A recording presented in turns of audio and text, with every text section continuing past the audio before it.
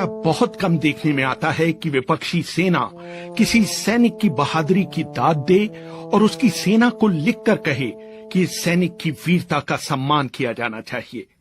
1999 के कारगिल युद्ध में ऐसा ही हुआ, जब टाइगर हिल के मोर्चे पर पाकिस्तानी सेना के कैप्टन कर्नल शेर खान ने इतनी बहादुरी से लड़ाई लड़ी कि भारतीय सेना भी उनके सामने नतमस्तक हो गई।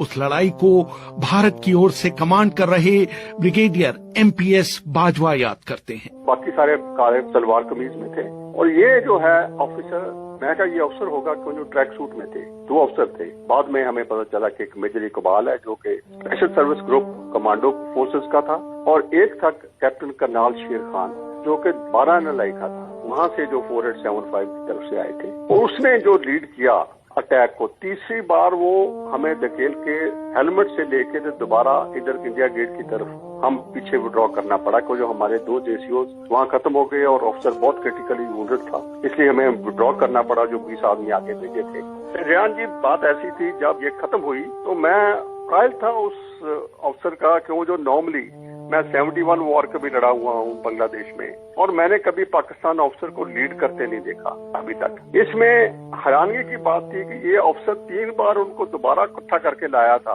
और उनको लीड कर रहा था। उनको अपनी गिलगित की भाषा में बोल के हमें समझ नहीं लग रहा था क्या कह रहा है, पर उनको लीड करके इसने बड़ा सीरियसली और बड़ी बहादुरी दिखाई कि इसने हमें वहां से नीचे लेके आके तो इंडिया गेट तक ले आया। अगर वो खुदा ना खास्ता ऐसी बात होती तो ये रीइंफोर्स कर जाता और ये हिस्ट्री या कोई और होती दशा। हाल ही में कारगिल पर एक किताब Kargil the untold stories from the war लिखने वाली रचना बिष्ट रावत बताती हैं। कैप्टन कर्नल शेर खान नॉर्दर्न लाइट इन्फेंट्री के वहां पर 5 पोजीशंस थी जहां पर उन्होंने पोस्ट्स बना रखी थी और वो डिफेंड कर रहे थे टाइगर हिल को। और जितने भी आर्मी के टॉप ब्रास हैं वो सब ओपनली ये कहते हैं कि बहुत मुश्किल था टाइगर हिल को वापस लेना। बहुत बहादुर थे वो और बहुत ही अच्छे सिपाही थे। 8 सिख को टास्क मिला था टाइगर हिल पे अटैक करने का और वो बिल्कुल उनसे हो नहीं पाया, जबकि वो भी बहुत बहादुर सिपाही थे और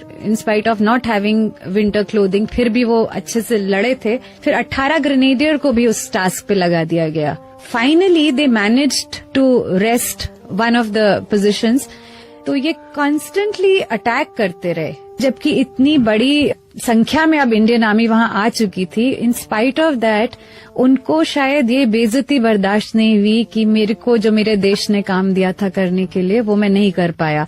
और जो लोग ये बैटल देख रहे थे, जो इंडियन सोल्जर से लड़ रहे थे, तो वो सब कहते हैं कि ये सुसाइडल था। जो वो कर रहे थे वो खुद जानते थे कि इसमें सक्सेस नहीं हो सकता क्योंकि they were completely outnumbered, but in spite of that उन्होंने रिट्रीट नहीं किया और वो बार बार अटैक करते रहे जब तक कि वो मरे नहीं। कैप्टन कर्नल शेर खान ने लगभग बाजी पलट दी थी, लेकिन तभी एक भारतीय सैनिक कृपाल सिंह ने उन्हें अपनी मशीन गन का निशाना बनाया। ऑफिसर को अखीर पे 10 गज से मैंने फिर वो लड़का जो हमारा था एक स्पाइस कृपाल सिंह, वो वुंडेड था, पर वो उठ के और उन्होंने बाकियों ने बस्ट मार के बड़ी मुश्किल से उसको खत्म किया।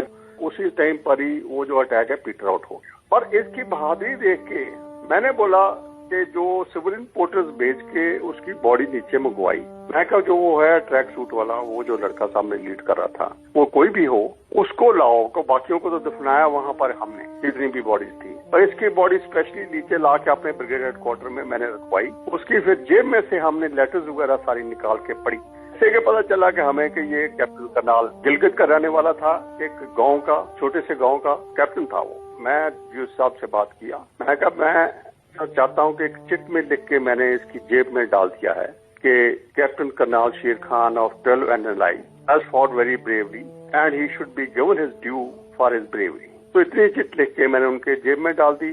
कैप्टन कर्नल शेर खान का जन्म उत्तर पश्चिम सीमांत प्रांत के एक गांव नवाकिले में हुआ था। उनके दादा ने 1948 के कश्मीर अभियान में भाग लिया था। उन्हें वर्दी पहने हुए सैनिक पसंद थे। उनके जब एक पोता हुआ तो उन्होंने उनका नाम कर्नल शेर खान रखा।